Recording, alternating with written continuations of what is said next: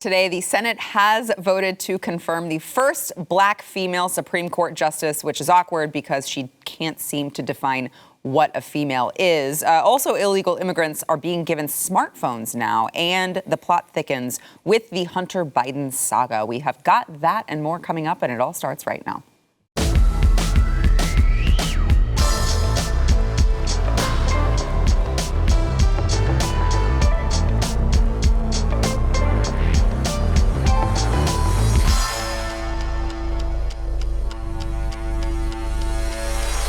Welcome to the news and why it matters. I am Sarah Gonzalez, today joined by, it is the dynamic duo. It is Pat and Stu Day here. We're bringing it back. We're going retro. We've got Stu Burguiere, host of Stu Does America, and Pat Gray, host of Pat Gray Unleashed. We appreciate both of you guys being here on this momentous day. Oh, that's why we wanted to be here today, to celebrate the incredible achievement of a skin color and a gender. Yeah, I mean, we've come a long way here in the United States, where we fought against people who were using like certain identity, right? Like your color, the color of your skin. Yeah. They were using that to make choices about people. I know. Can you believe that?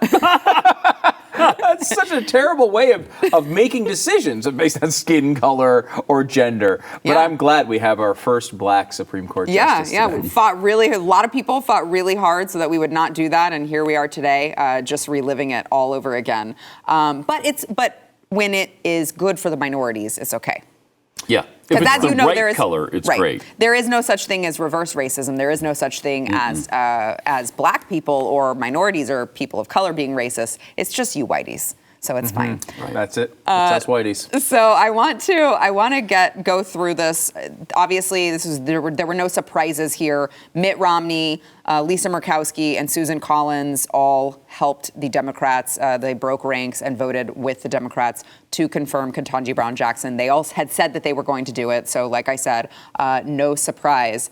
But it's just, it's just like the issues with the whole child porn sentencing that I feel probably should have been a bigger problem, not just for these three Republicans, but also for the Democrats. We were just discussing this on my show the other day, and it's like, I feel like we used to have certain things that both Democrats and Republicans could agree on. And one of those things would be protecting children from sexual exploitation. It doesn't seem to be the case anymore. And to the extent that you have Dick Durbin up there talking about Josh Hawley trying to promote legislation that would toughen these sentences as they're discussing all of these cases when they are looking at whether or not they're going to confirm her. Josh Hawley puts forth this legislation. Dick Durbin shuts it down and starts giving the same type of excuses that Ketanji Brown Jackson was giving. Well, it's more accessible these days. Did you guys see this clip? It's incredible. It really, I mean, he literally makes the case for, well, not only is it more accessible, but also, I mean, if that's what they choose to do, then that's their decision. Let's watch that. Reserving the right to object. I have to ask myself, why now? Why does the junior senator from Missouri bring this bill to the floor of the United States Senate today? When you think back, this matter has been considered. Originally, the guidelines were considered in 1984. The question of child pornography came back to us in 2003. In 2005, there was a Supreme Court case about applying the guidelines on sentencing to these types of cases, a case known as Booker. We know that in 2005, that decision was handed down. We know in 2012, the Sentencing Commission said to Congress and to the world, you need to do something here. These guidelines that you promulgated don't reflect the reality of today. We know as well that the guidelines were written, some were written in an era when the materials we're talking about were physical materials, and we now live in a world of internet and access to not just tens and hundreds, but thousands of images, if that is your decision.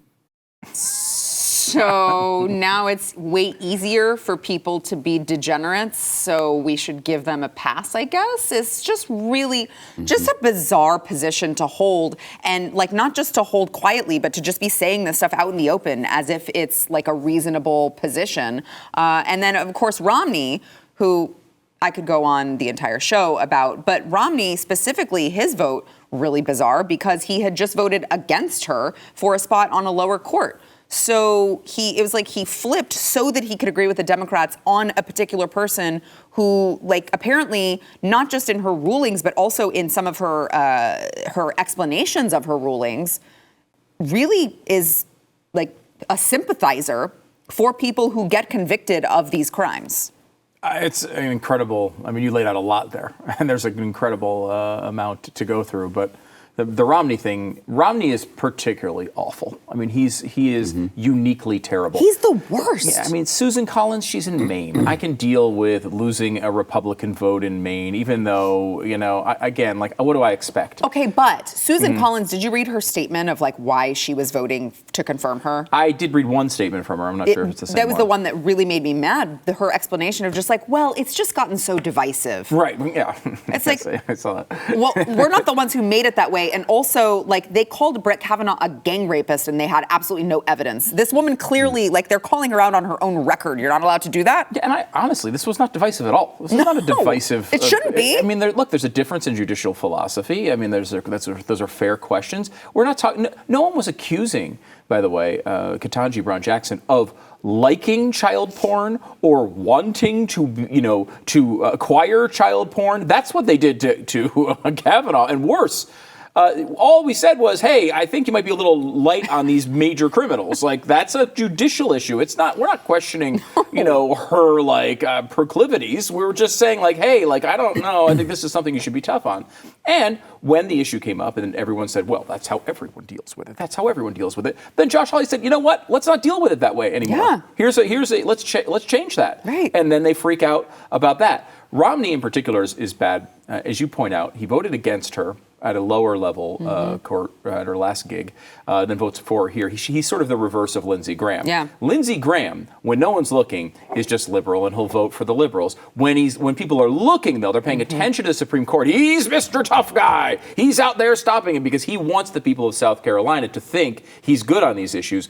Romney, inexplicably, is the opposite. When no one's looking, he's like, okay, she's obviously not qualified and should not get my vote. But now that the shine of the media is on him, and he wants that adulation from the media, he wants the attention as the good one. He's the good Republican. All these other people are crazy, but he's the good one. You can trust him. He wants that. He desires it. And so when it really matters, he goes the other way. He's a complete waste, especially because of where he is. Again, as I said, Susan Collins, I can deal with her in Maine. Murkowski in Alaska is annoying, but she's also just really basically a liberal, and she votes that way. Mitt Romney, governor of Massachusetts, I can probably deal with it. It's absolutely unacceptable. He's a senator from freaking Utah. We have Mike Lee there. We can have another Mike Lee. Let's take one of his brothers, for example. Anyone in his family, put them as the senator. Mitt Romney is a complete waste and probably our worst senator because it's hard to... There may be people like Collins who have worse voting records than Romney, but just because of location and what we could have, it's such a missed opportunity. Yeah. Pat, I can't, do either of you know any approval ratings for Mitt Romney in Utah right now? I have to wonder. I haven't seen any in a long time. So I'm not sure, but I'm sure the power structure is behind Romney. Yeah. Oh, yeah, for sure. Because they've got establishment Republicans that kind of run the show behind the scenes in Utah, led by former Governor Mike Leavitt, and he pumps all kinds of money in trying to get rid of Mike Lee and trying to smear Mike Lee and trying to build up Mitt Romney. And it's the weirdest thing I've ever seen in a state that conservative. It shouldn't be happening. Yeah, if you're conservative, how do you dislike Mike Lee? He's got so much going against him in the media, even in Utah, Deseret News even, Really? KSL. Yeah, they go after him. They go after him. It is weird. Don't too, know why. Because temperamentally, he's very much in line. Like, It's Ted not like Cruz he's is out throwing there, like, making bombs. big things. Like, Mike Lee's very He's like the most soft-spoken. polite person. In the world. I know. It really is strange. He's not trying to get radical attention. No. He's really not. It is a very strange one, and they're now running, an independent there to try to get votes from him, to do anything they can to kind of get him out of there. I don't think it's going to work with Mike Lee. No, he's way ahead. I do think he's going to win, but He's got Evan McMullen going against him in the primary. So they've well, not the primary. He's running as an independent, right, and then they have somebody else going against him in the primary. They're doing everything they can to try the to take him Democrats out. at 11%. I think McMullen has 18 or 19, and Mike has the 40s, around right? upper 40s. I Really? think. Yeah, he's way ahead. I didn't realize that Way ahead. McMullen was still like even in the Yeah, he shouldn't be. in the but he is. stratosphere. Yeah. It's really bizarre. It's Terrible. really bizarre. I mean, and look, going back to Ketanji Brown Jackson, this isn't a huge. We knew this was going to happen, right? We knew the Republicans were not really going to put up a fight here because there isn't much upside to a fight. There was no way they're going to stop it, politically speaking. There's no way they were going to stop it. And so they threw out a few of these complaints, and they gave her a little bit of a hard time on a couple of issues. But honestly, I thought it was one of the easiest things. I mean, I can't remember the last time somebody had such an easy go of it, going through the Supreme Court. And they're all acting as if it was the apocalypse. This was cake. Yeah. She was literally the controversial moment was define what a woman is. That is the hard time she got. Which, if you recall, the way that they portrayed it in the media was that she was treated worse than Kavanaugh. Worse than Kavanaugh? That's what they said. Worse than Kavanaugh. I mean, it's completely bonkers in every single way. They never accused Ketanji Brown Jackson of anything of the sort that they went after Kavanaugh for.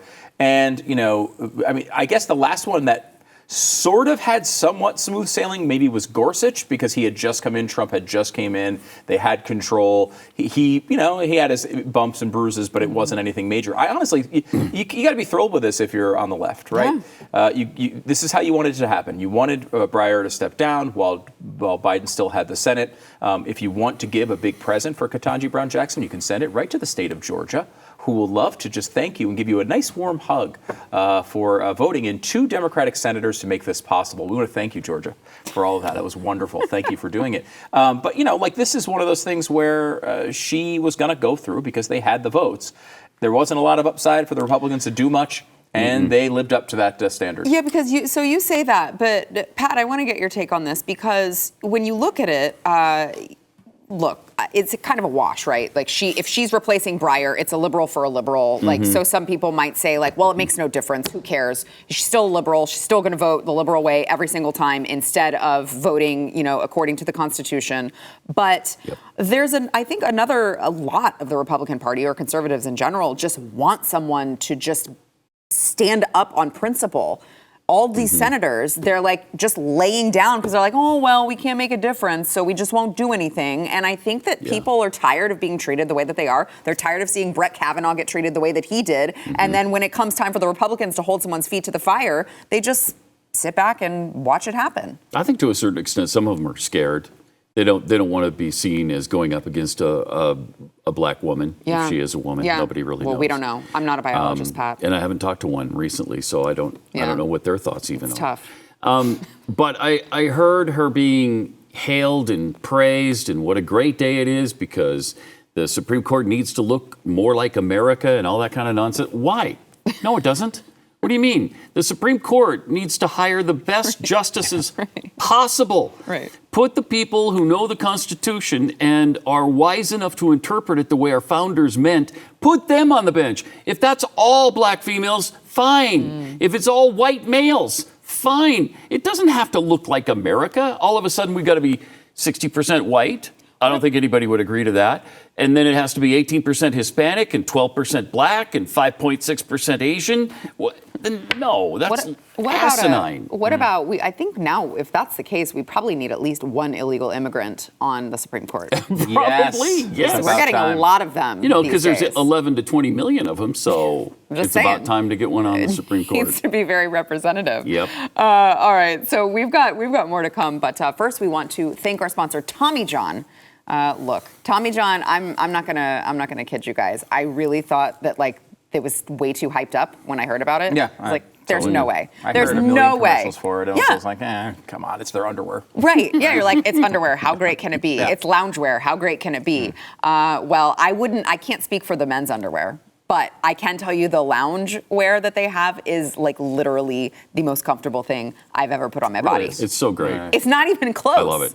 I don't even know how they do it. I spend way more time in their loungewear than I do any other piece of clothing. I don't want to get out of it on the weekends. I don't either. I'm like, so am I going to be judged if I go to the store? No, because it looks great. I think so too. They'll be fine with it. I think so too. Yeah. It really is. It's like the softest stuff you will ever put on your body. It's so comfortable. I live in this stuff at home. I know these guys do here as well. And the great thing is returns and exchanges are free with Tommy John's best pair you'll ever wear, or it's free guarantee. It's, by the way, Tommy John's anniversary month. So if you are looking to try them for the first time or you're a longtime fan, take advantage of the deal. You're going to get 25% off site-wide right now at TommyJohn.com/wide. They've got everything for anyone, man, woman. I mean, I don't know what you are. I'm not a biologist. But whatever you identify as, they have got something for you. That is TommyJohn.com/wide for 25% off. See site for details.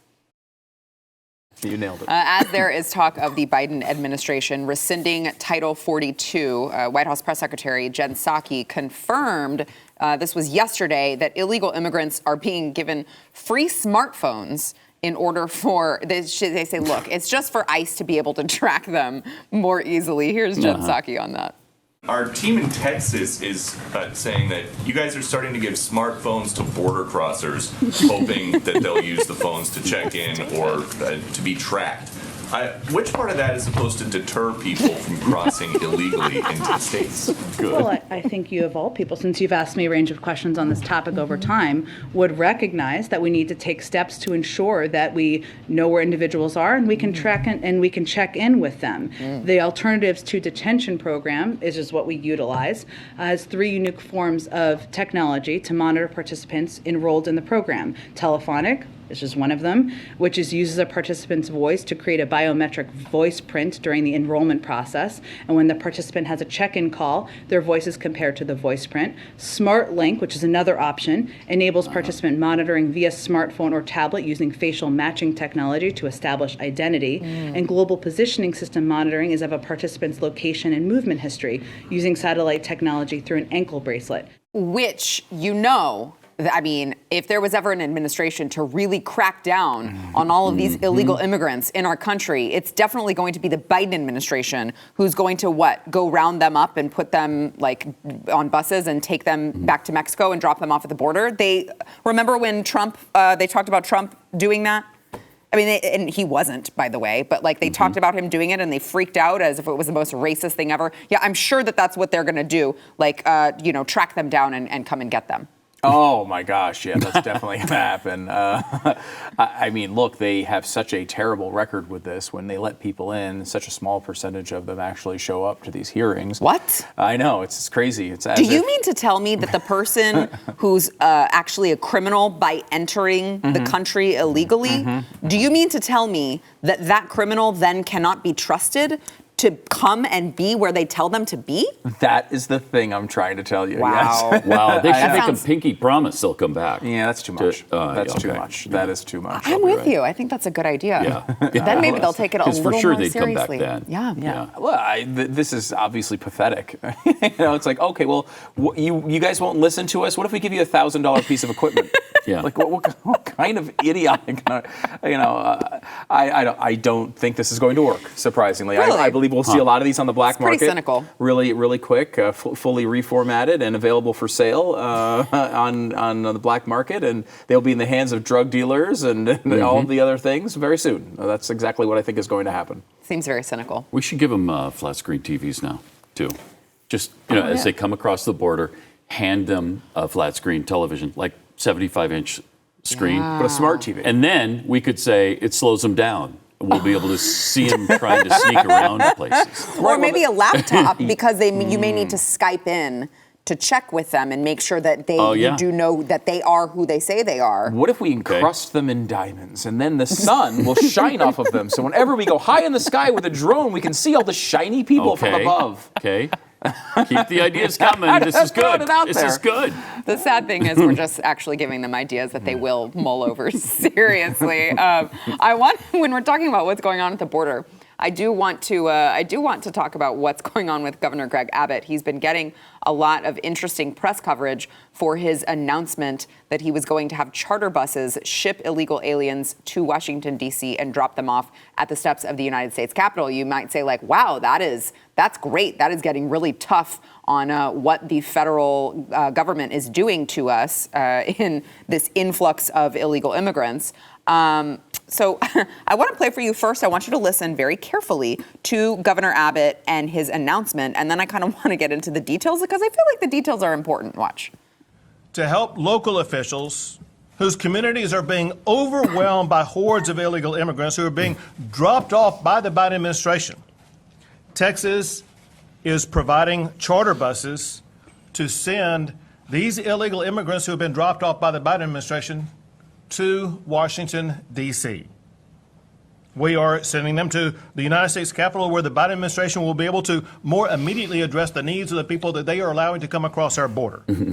So many conservatives like, yeah, he's being hard on all this illegal immigration crap. It's about damn time. Minor detail. These illegal immigrants have to actually volunteer to get on the charter bus that we as taxpayers are now paying. It's just basically a free ride at that point because they're really happy to go. So I'm glad that we can be paying for that in our tax money. That's great. Yeah, I mean, it's, I don't know, we were talking about this a little bit on radio today. I don't know what the ability of the governor would be to force them to do this, right? Like, I don't know that we had that big case with Arizona where they passed a law through their state assembly and everything and went through, and then the Supreme Court overturned it where they wanted to, enforce. I feel like there's a lot of things happening in the last 2 years that, like, governments probably did not have the ability to force people to do, and yet they still did. Yes, I agree. So. You're right. It's more of a stunt than a bill. It's not a policy, really. I mean, I think we all it's satisfying to us to say, hey, you know what? Maybe they should go to Washington, D.C. We're told all the time that people in states like Texas they don't like people that are different than them. They don't like taking care of people in need. You know what? Yep. It's the places like San Francisco and Washington, D.C. Those are the places that really want to help. Well, you know what? Maybe they should go there. Maybe they should volunteer. Maybe they want to go there. Maybe they want to go to D.C. because that's where they'll really be taken care of. Now, I don't know if that's true. My guess is they know as well as we do that that's ridiculous. And when given the choice, when the rubber hits the road, they will not get into these buses because they realize they don't want to go to D.C. instead of staying in Texas. Or they just don't trust, like, I'm not going to just get on a bus that you're telling me to get on after I've come here illegally. That's like, I don't know where you're taking me. Yeah, I know. And so I don't even know because I think what I heard on the pushback on Abbott was, he's doing this as a stunt. Yeah. And so it's people are going to volunteer. No one's going to get on there. He should be forcing them to get on. I don't know that he actually has the power to round people up and put them on a bus and send them away. People were saying like, oh, well, this isn't, he's no Ron DeSantis. Well, Ron DeSantis isn't doing that either. As far as I know, nobody is. Yeah. I don't know. I think he should try it and see what happens. It would be a just solution. And I keep bringing it up from this perspective because Trump, as you mentioned, tried to do the same type of thing or offer that as a policy. Right. And like, legitimately, if you're on the left and you believe the crap you say, you guys keep saying you have the programs to take care of people in need. And we don't. We keep cutting everything. You guys are people who love diversity, and we hate it. You guys want people who look different than you and people who are just coming here to do jobs that Americans just won't do. And we don't understand, as conservatives, we don't understand. Then you know what? Maybe the just and right thing for them is for you to take all of them.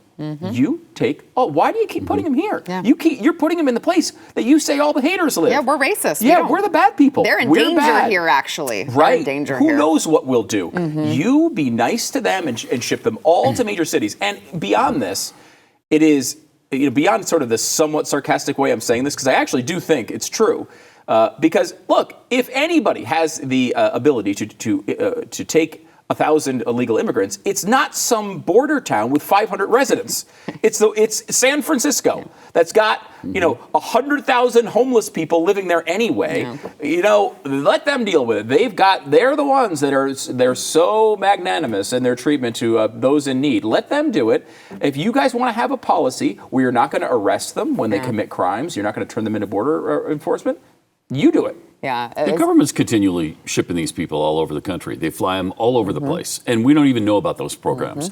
But they exist, and they fly them to camps. They fly them to other cities. They're dropping them off all over the country because they just don't want the American people to wake up and find 150,000 people in one city all at once. So they take them already all over the country.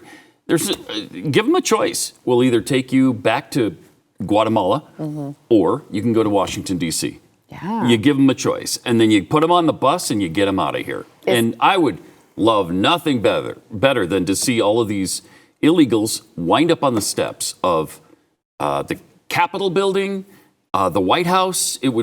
It'd be fantastic. And then you deal with it. Yeah, well, and they should let them in because it would be racist for them to not let them in. That's exactly right. I mean, if you have a border, if you have a door, if you have a wall, that is racist. So they should just let them in. Yes. And if they do just storm in, we know it's not an insurrection that time. That time will not be an insurrection of any sort. That's just a welcome, look, these are frustrated people who just need to express themselves. Exactly. All right, we've got more to come. First, we want to thank our sponsor, Omega XL. So if you have any sort of pain, if you're just kind of living in pain, maybe you have arthritis, maybe your knees are not kind to you anymore, you've reached that age, I don't know, whatever it is, what you may not realize is it's probably inflammation that is actually causing that pain. And unless you are defeating the inflammation, you actually could risk causing permanent damage. You got to try Omega XL. It is backed by 35 years of clinical research, and it attacks the inflammation that is causing your pain. So it's not going to be like whenever you have a topical cream that you rub on there and it feels really good for a while, it gets cold, and then it gets hot, and you're like, yeah, and then it goes away after 10 minutes, and then you're in pain again. You don't need to do that with Omega XL because it's going to neutralize the inflammation that causes those painful, stiff joints and muscles. It is made from, it's an essential fatty acid combination from the waters of New Zealand, which most men, I'm going to be racist, I'm going to be sexist for a second, most men, they think that doesn't work. Pat Gray here knows that it works because you had, what was it, your elbow? Yeah. And he was just in severe pain, and you started using it. I couldn't even lift things with my left arm. And after about 2 weeks of using it, pain just went away. It really works, you guys. It is the inflammation, and this attacks the inflammation. It neutralizes it, and it can be life-changing for a lot of people, especially if you're just living in constant pain. So you got to go get started. Order Omega XL now. Get a second bottle for free. That is omegaxl.com/news, omegaxl.com/news. A new report out says that Joe Biden's son, Hunter Biden, and his brother, James Biden, because we know they've all of his family members have to get in on the action. Apparently, these two had scores of transactions involving global business that were allegedly flagged as concerning by United States banks. CBS News just ran a little special on it. Let's watch some of that clip. CBS News has learned that more than 150 transactions involving either Hunter or James Biden's global business affairs were flagged as concerning by U.S. banks for further review. Some of those concerns included large wire transfers. This week, Grassley released bank records indicating James Biden's company, the Lionhall Group, was paid directly by a Chinese finance consulting firm. These records come directly from the banks, no third party. You're absolutely right. In our interview, Grassley did not allege the Bidens broke the law, but he said it's concerning that both Hunter and James Biden were promised retainers for their China work totaling $165,000 a month in 2017 after Joe Biden left the vice presidency. This 2019 subpoena, verified by CBS News, shows federal investigators also sought Hunter and James Biden's business records from a major U.S. bank dating back to 2014 as part of a separate probe by the U.S. attorney in Delaware into possible violations of tax and foreign lobbying laws. Seems legit.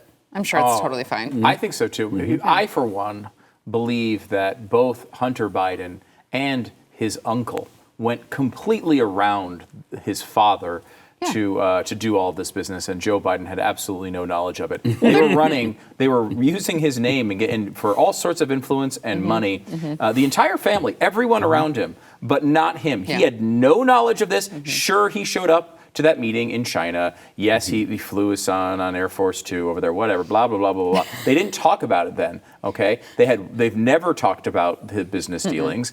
He didn't even know who he worked for. No, had no idea. Had no idea. Which it's not his fault that all of his family members happen to be experts at all of these things. All of these things, right? instant experts. Like they didn't have any knowledge. They just turned it on like the Matrix. Yeah. They plugged a thing in the back of their head, and then they knew all the Ukrainian gas markets. They knew all about them. And then when it was over, they unplugged it, and they didn't have any knowledge about it. Once again, they became artists. But that's a plausible storyline that we should all embrace and say is real, because it definitely happened. You know, it's getting embarrassing at this point. We also have new information from John Solomon and through Peter Schweizer's group that Hunter Biden was working both sides of the Russian-Ukrainian war in 2014. They were trying to both sign up with both sides of it, an oligarch on the Russian side, oligarch on the Ukrainian side, get money from both of them to get influence to their father back in 2014. I really do think this is a real problem for him. And when you see these reports, you got to remember, this is not because they're finding this information out now. It's because of something else. Either they think Hunter Biden is about to get, indicted, or they're softening the ground for Joe Biden to no longer be the head of the Democratic Party and the nominee in 2024. They're realizing they might need to get out of this, and it might be one of those situations where they need to go to Joe and say, look, Joe, you need to deal with your family right now. Maybe this isn't the time for you to run for re-election. Yeah, I think, too, Pat, it could be both. Yeah, right? Like they see Hunter is about to get indicted, and it's everything he's done is finally going to catch up with him, and they're like, yeah, we need to pull the trigger on this. Well, there's all kinds of evidence that Joe had total knowledge of everything going on. And of course he did. I mean, you have to be a moron to think that they never even discussed it. Right. I mean, does anybody have a son or a father? I bet you've talked to him about your business dealings. Yeah. And of course, and it's even been mentioned that he's the big guy and he was getting a cut of it. And I mean, there's so many different variations to this, and so many people that have spoken about Joe's involvement, that I don't know how they get out of this if the media is going to be on it now. And it looks like they are. For the moment, Kind of looks like they are. There's always another agenda here, you know. But again, remember, like this was not just the laptop. This was also email accounts that they got in touch with. Remember, what was his Bobolinsky or whatever his name was that came out right before whatever happened to that poor guy? Associate. That guy was just trash in the media, and now it appears that all of this was I forgot completely about him. Yeah, right. And he was completely right. Yeah, Yes. Seems like he was completely right. Now, look, I can understand the early skepticism on this because it came so close to the election. It was natural to question whether this story was true at the beginning, but I mean, look, the laptop was there. It could have been confirmed, could have been looked at, and they waited 2 years. They didn't wait 2 years because they just got Attack of the Journalisms. They now have realized that there's something else going on here. There's a reason they're doing this, and it's not because they all of a sudden decided they wanted to be honest. That is not one of the three options. Well, the guy who gave the laptop hard drive to the New York Times apparently has fled to Switzerland because he's concerned about his safety. Jack Maxey, he is working with IT experts over there in Switzerland. He says, I came here so that we could do a forensic examination of Hunter's laptop safely in a country that still respects human liberty and the ideals of liberal democratic principles. I do not believe this would have been possible inside the United States. We had numerous attempts on us from trying to do things like this here. And he said that after all of this happened, that he had black SUVs that started appearing outside his home last year after he started contacting media outlets. So, wow. Yeah. I'm guessing those were just drivers wanting him to take him to whatever destination he wanted to go to. Yeah, So, just great service from Uber Just Black. really good, service, good Uber. He says that he has recovered 450 gigabytes of deleted material on the hard drive, including more than 120,000 archived emails and tens of thousands of pictures and videos. And he said that this is going to be published online. when this is all said and done, we're going to find out the Bidens are the most corrupt family in the history of American politics. I mean, that has to be the way that this ends. Yep. If we actually do find it out. Yeah. No, I mean, and to his credit, Peter Schweizer said this. He just released a book. He has the laptop. He has access to these accounts. Just released a book on it. But it wasn't even this book. It was the previous book that he wrote, where he said that the Biden family was the most corrupt family. And a big chunk of that book that was overlooked at the time was about his brother, Joe Biden's brother. Very much involved in all of this stuff. It's not just, overseas. It's shady stuff with real estate. And I mean, he's all throughout that book and looks just as bad as Hunter minus the hookers throughout. The daughter looks like she's involved, too. Yeah. It's the and the whole sister. stinking family. Yeah, I know. It's very, very gross. I don't understand the arrogance of, look, I'm sure it happens to Republicans. It happens to be Democrats that I can think of that it's, with the Clintons. It's like these families get so arrogant and they just think none of this is ever going to catch up to them. Right. Mm-hmm. It just is incredible. So it'd be nice to actually see it catch up to them for a change. All right, we've got more to come, but we got to take a break. We'll be back. Like, imagine the sheer arrogance. MSNBC host Joy Reid went on kind of an unhinged rant on social media and started asserting, without any evidence, of course, that the long-term goal of Republican voters is to impose, quote, unbreakable rule by far-left Christian ideologues on the country. Let's go through these tweets. They're really bizarre. I don't understand how she still has a job and, like, people who watch her. It says, the greatest and sickest irony of the GOP's new political strategy is that they are appealing to the most prurient fears of white Christian parents while passing bills and maintaining alliances that normalize child brides and rape as a legitimate means of procreation. If Democrats were anything like Republicans, they long ago have begun calling them the pro-rape, pro-child marriage party and accusing them of forcing women to be childbirthing slaves of the state while banning the teaching of what slavery is to keep the chattel docile. Think I'm exaggerating? Here is the Federalist piece. So she posts a Federalist piece that she says, in which the author justifies a 40-something-year-old man marrying a 14 to 16-year-old girl for the purposes of pumping her full of many, many children. And of course, she posts a Federalist piece about like Roy Moore, which is like not like Republicans vehemently like disassociated with that, like that, and that was also a very long time ago. So very bizarre that she's trying to like point to Roy Moore as her smoking gun. But she says all that matters is the SCOTUS because it is through the Supreme Court that the white Christian right hopes to impose its Taliban code and procreation-centered ideology on us all. Fascist America is not going to be a great place to live, folks, at least not for women and people of color. It can still be prevented, but y'all have got to wake up. And yeah, Democrats are largely uninspiring and terrible fighters, but they're all that stands between us and them. It's quite a take. That is quite a hot take. She even hashtagged it under his eye, which is a Handmaid's Tale reference, of course. Oh. Yeah, that's what they say that over and over again. What I find fascinating about this is, look, this goes back to the whole thing about,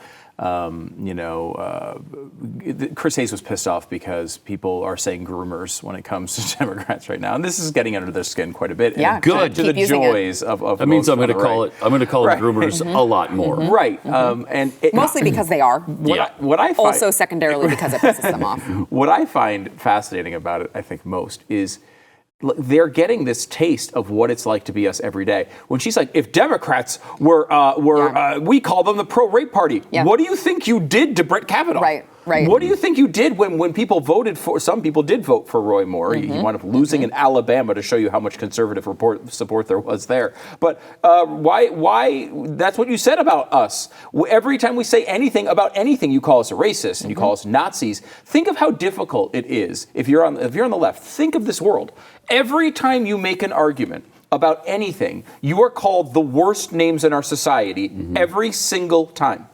How can you have a rational political debate with someone who calls you a racist or a child bride loving? I mean, the whole child marriage party. Yeah, she says right there that we want to basically start Gilead from The Handmaid's Tale and make women subservient to pump out children. Like, how the hell are we supposed to have a conversation? Now, Joy Reid is legitimately the dumbest person who has ever been on television. She has to be. In any role, I'm saying even an extra walking by in the background of a news shot. There's never been a dumber person on television than Joy Reid. So she's, of course, an exaggerated version of how bad their arguments are. But like, I don't look at Chris Hayes and think he's like, I can't wait to get back to my child porn when I get home. I don't think that's him. But think about this for a moment. Think about what it's like to be a conservative in this society where every single thing you say leads, I want lower taxes, you're a racist. I don't want you to kill so many black children, you're a racist. Everything we say goes back to racist or Nazi or homophobe or transphobe or phobe, whatever the phobe is of the day. It's impossible to deal with that and keep in line with civilized discourse rules. They like those rules when they're applied to them. They don't like it when people throw back the same approach at them. And they're all feeling it right now. And you could tell it's under their skin right now. Yeah. And she is butt stupid. There's no question about that. Butt stupid. Butt stupid. And how does she keep her Twitter account? If that was anybody, I mean, Trump was suspended for much less than that. He's not calling Democrats rapists.